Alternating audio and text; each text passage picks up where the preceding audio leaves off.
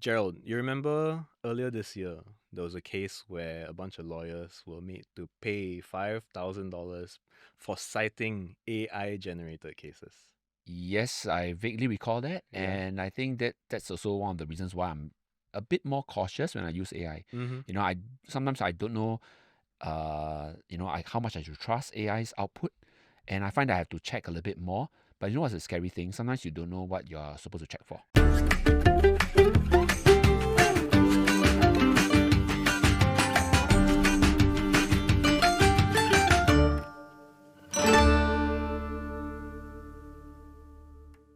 Welcome back to the Work It Podcast. My name is Nat, and with me is my co host Gerald. And here to help us unpack where we might be going wrong with AI and how we can do better is Frederick Liau, an AI governance expert and the founder of WorldMind. Frederick, welcome to the podcast. Thank you very much.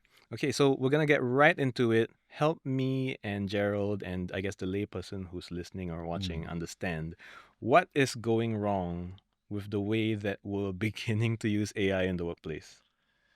I think that I will start off with setting the scene, Okay. right? Um, whether business or organization has implemented AI officially, it is already um, in use. Why do I say that? There's this thing called shadow AI, Yeah. whereby employees are already using AI. With a 20 USD subscription, anybody can just, it's like subscribing to Netflix, right? Yeah. Using that to get their work done, Mm. right? Replying to emails, summarizing proposals, and then producing their proposals for their colleagues and their bosses. They're not comfortable to openly say this to their bosses for obvious reasons. Number one is what you use AI. Two is, if you're using AI and it can be done, that means I don't need you, Yeah. right? So this phenomenon is called shadow AI. And there's unsanctioned use of AI, so to speak, because no one in the workplace kind of knows except for the person outputting all of this. I will also say that today no one really reads your email pre 2022, right? It'll be press a button, summarize, and I think roughly I think it's what it says. Then I will just put in my response and then press send. It'll be almost naive to think that people are still reading it line by line. So is that the crux of the problem? No, that is the scale. Okay, that's just the scale of the problem. Yeah. Okay. Just because I think that some people say, I don't do AI and it doesn't concern me. No, the proposals that you're receiving from your vendors, from the resume that you receive, from the talent that you wanted to hire, they're all AI, Wow. right? Right. I think that must be made known to every single bosses out there. Okay. Because some of them, they think that this can be put on hold, right? When they're ready, then they adopt it. No. We've heard so much about mistakes being made by AI, and now you're saying that we should assume everything has been touched by AI. Should we then assume that everything is has some form of mistake in it, or? Most people who have experienced AI would know this thing called AI hallucination by now, meaning that AI made up answers that are not true. Yeah. But that is not the deadly part that I'm trying to say, right? A better way to answer that question is to first understand using an analogy. Have you heard of this game called Chinese Whispers? Chinese whispers, yes. Yeah. Right? Is when you have, let's say, 10 people in a row, and the first person is to whisper something to the first person in line, and then it gets picked up.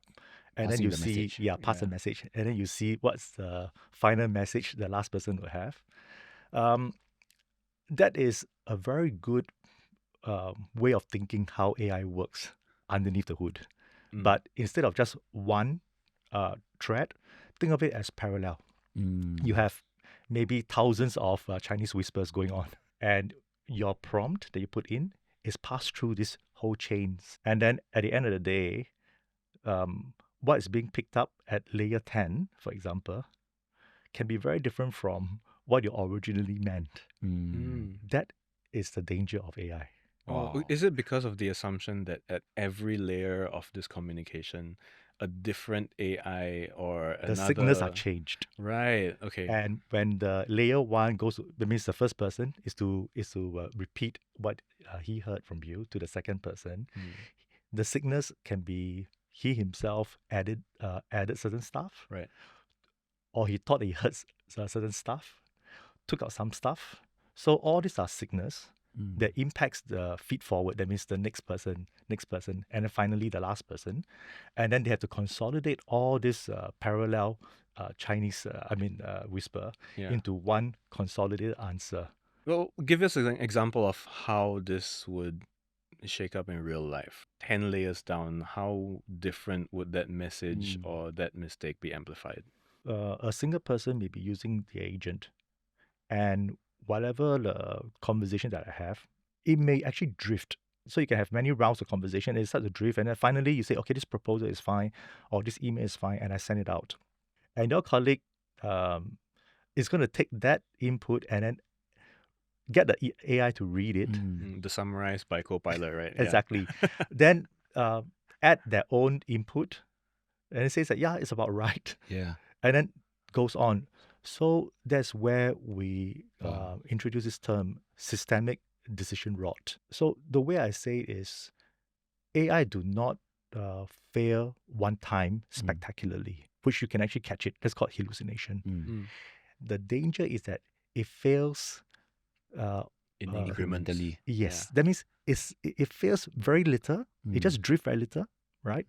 But it's a compounded effect that becomes the huge AI danger that we have. I feel a bit worried, right? More worried because precisely like what you mentioned, if today two human beings we speak, right, and then let's say there are some biases, we can square off, right? Yeah. We can correct. But if it's an AI, a message, we don't know what went wrong. What are some safeguards or some ways to use it so that we minimize, I don't know, mitigate some of these risks? Everybody is trying to use things like guardrails.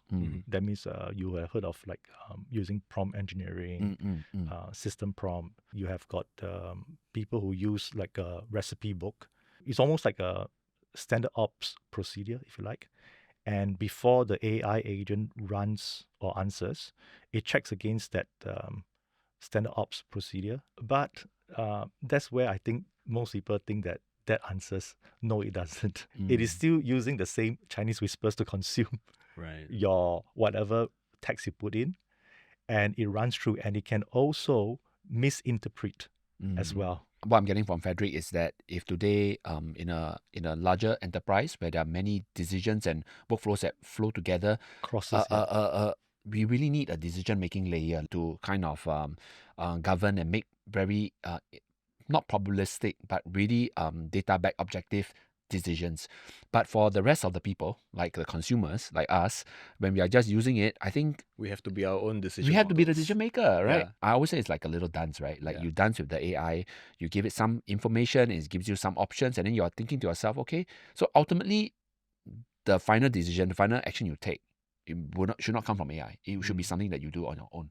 Right. Yeah. Right. And that's something that you just said that I think most people miss it. Actually, when we are using AI, we are still doing the final decision. Yeah. Or we should be, right? Yeah, but it influences our decision. There lies the thing that I think people cannot quite understand. They think that the AI is giving them options and answers, and therefore job is done. Things can change, like right now with the war situation in the Middle East, right? There are price changes to commodity. So what was okay to make that decisions to trade has to be updated, and that those decisions are not inside the AI. Yeah. You can't do the prompt engineering. You can't do that Yeah. that skills book. I mean, you can if you update it, but even then, like I said, to consume that rule book is also using that whispers, and it can also misconstrue that interpretation. I want to end off on a few top tips, right, for someone in the workplace. Well, a little early days in Singapore's full-on push into AI. So for these people who are a little bit ahead or who are going to try experimenting with AI in their workflows, what are the things to look out for? What are the pitfalls to avoid to make sure that they don't become a case study? You have to be very, very familiar with how the decisions are being made. But if you are talking about you never done this undertaking before, right, and you're not familiar, then whatever the AI produces as a suggestion, or you are not in a very good position to gauge, Yeah. right? So I would caution people, what is the use case that you have? I can imagine someone who not trained as a doctor going to use the AI to create a virtual doctor and it's like dispensing advice. I think that's definitely not where we want to be, right? Yeah, 100%. And you are not in the know how the decisions are being made by the physicians. And you don't know what to check. Yeah.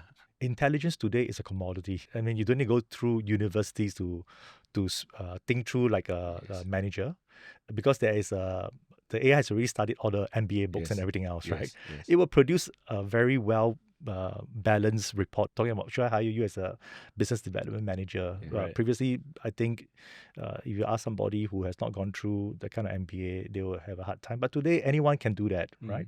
You leave the AI to do the intelligence work, but you do that decision work. So the skills is not about prompt engineering. The skills is, can you actually validate and verify the AI answers?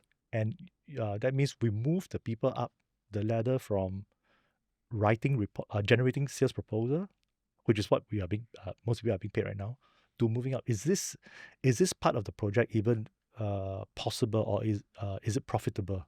And who doesn't want to pay someone who can actually help them to make the right decision? Right. So essentially, in the coming age of AI, the people who will thrive in the workplace are those who have the intelligence to be able to make the decisions. Exactly. Okay. Well, thank you so much, Frederick, for joining us on the Working Thank you. Podcast. It was great having you here with us. Thank you very much for having me.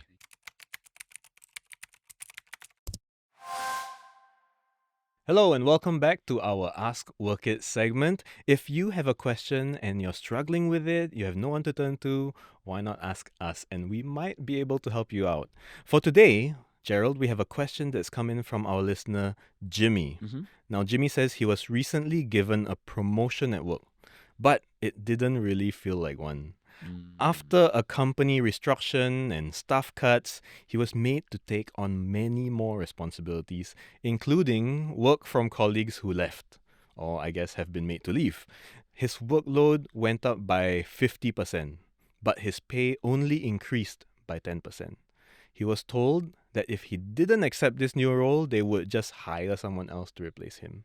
Now he's struggling to keep up, but quitting is not an option. Now he's asking, how can he better manage this heavier workload? My heart goes out to Jimmy. Uh-huh. Really, it Yeah. sounds like he's stuck. He's stuck like between a rock and a hard place. Yeah, because I mean, in this economy, can you really just give up a job just because they're not giving you more than 10% of an increment on your promotion? Yeah. And I think even staying on sounds difficult because he's doing like a lot more work, 50% more work 50% is for crazy. 10% more pay. Yeah. What kind of a promotion is that? Well, to be fair, I've heard a lot of stories similar to Jimmy's, right? And I've experienced somewhat similar of a situation. Tell myself. me. Yeah, but well, for my situation, it was slightly different. I wanted a little bit of a promotion that the company was unable to pay. Okay. And I understood, but I wanted to do it for my own growth, for my own career. So in your case, you asked for it. Yes. Okay. So I understood what we were doing. So that's a different situation from Jimmy's. But I've also had friends who have gone, a few years in the current role, and when they were asked if they wanted to take on new responsibilities, and they said, "Oh, sure, I would do it for this amount," They've been told like, "Oh, sorry, the company can't afford that right now. We will do this for you on a probationary kind of system. You do the additional work for 6 months during this probation. If you perform well, we will give you the role and the promotion. Mm, But mm. end up after the end of the 6 months, they just decided we're gonna hire someone else instead. Oh no. Okay. Usually when we do see this probation kind of promotion, tryouts, if I use loosely, it's quite common actually. Mm, But really it's an opportunity to test.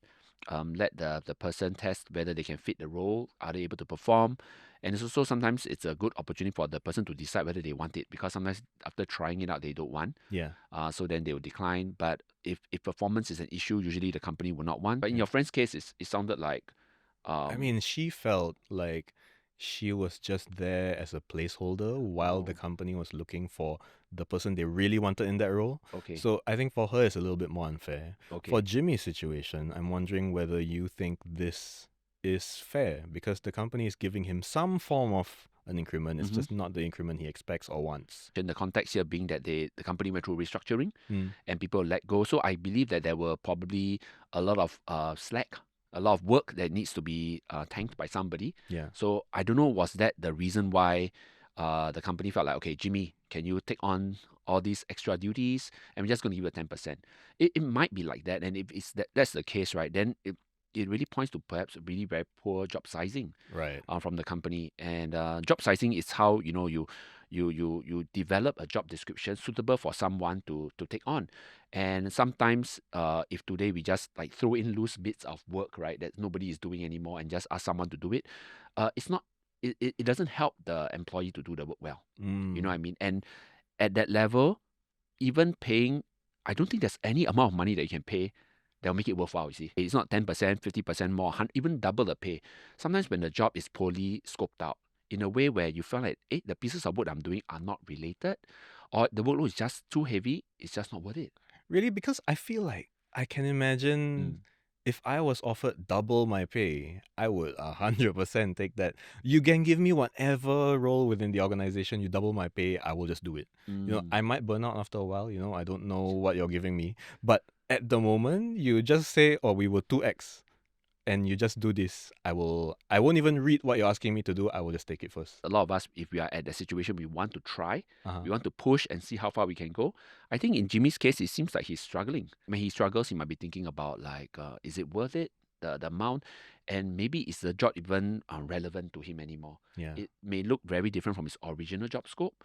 So I think if I'm Jimmy, right, I'll be thinking about, is it the money, the job, or my sanity that would be the most important lah. Okay. Yeah. Okay. But let's get to, he asked us a question. Yeah. How can he better manage this heavier workload? Yeah. Do you have some tips, I guess, some advice? Because I'm imagining his company is not flush with resources right now. You're absolutely right when you say that the company probably doesn't have a lot of resources. So let's just assume that, let's say, the pay increment is not possible, Yeah. right? You can't get double the pay and Yeah. do everything they say, right?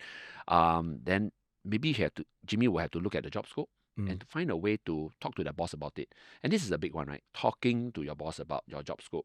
Take a good hard look at the entire job itself. Map out all the different duties and responsibilities and try to see there are areas where there are overlaps. Okay. Like some pieces of work are synergistic. Yeah. Or if today they have some overlap, you can kind of get some efficiency by doing them differently. Right. So Jimmy, after looking through his job scope, look for those overlapping areas, synergistic areas. If he can have the control to do something to change the work processes a little bit, to set some different ways of working Mhm. so that those efficiencies can be achieved, then good. Then Yeah. he can reduce his 50% to maybe like 30 or 20%.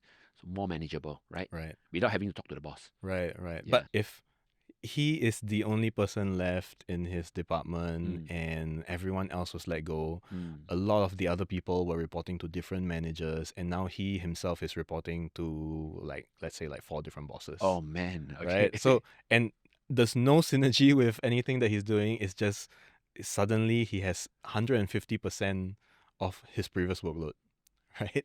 What can he do to make sure that he's not burning himself out?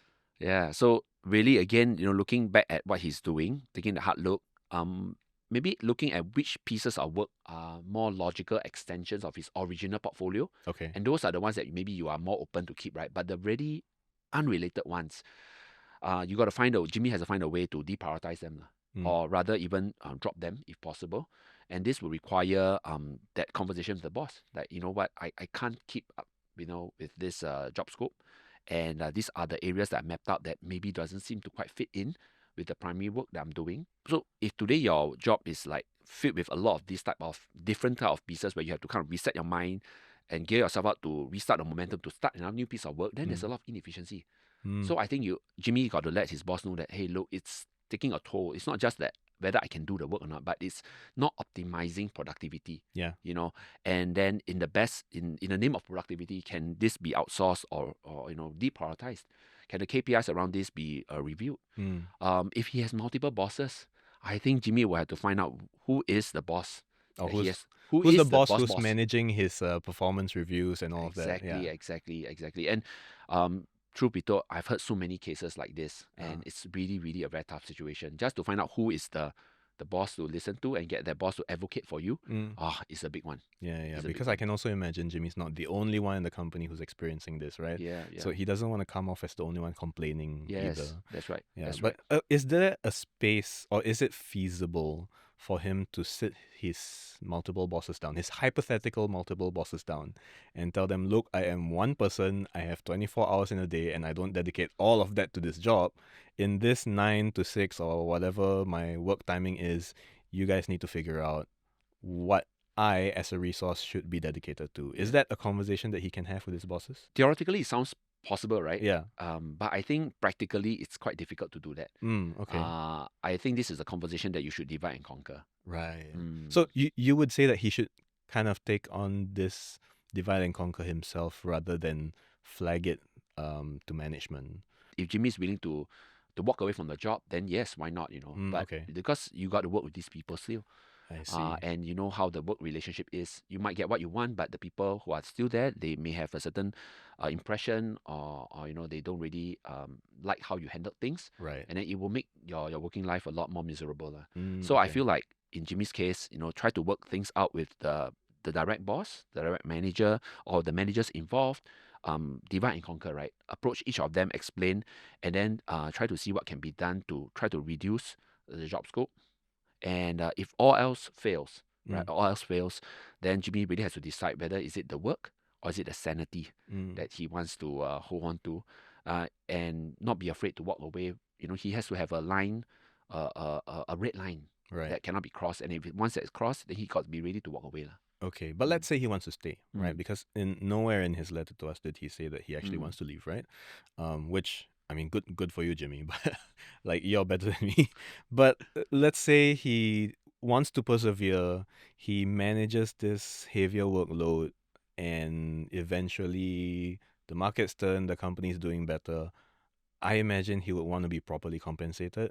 How can he have that conversation with either finance or HR or his boss to be like, look, I slaved away, I hustled for X months or X years, and now I want to be compensated fairly, but also for all of the stuff that I did before and for all the stuff in the future. Yeah. So how can he frame that conversation with the people who would be making that decision? That's a great perspective, because we were talking about how money is a limitation, right? Yeah. So now, assuming that in future you can have that as a growth point, then Jimmy should start right now to have the conversation ready, to say that, you know what, now I know it's not scoped very fairly, Right. doesn't commensurate in the pay and the work scope, right? But if and when there's a performance and when things on the upturn, is it possible for me to have that pay increment? Okay. And it's totally okay throughout your employment, right, to ask for pay increment. Right. You just need to make sure that you are in the right position to ask for the pay increment, which means that you are contributing actively, you are a valued member of the team. You kind of work yourself indispensable in a way, and people know about you, and then that becomes easier for your bosses, your HR, to justify the pay increment for you. Jimmy, I hope this was helpful for you. Whatever road you decide to take moving forward, I'm rooting for you. Me and Gerald are rooting for you. For everyone else listening or watching, if you have a question or if you're struggling with anything else, write to us. We are at cnapodcast@mediacorp.com.sg, and we would love to help you out with whatever you're dealing with in the workplace. So I'm Gerald. I'm Nat. And remember, Don't let a promotion, quote unquote, cost you more than it pays.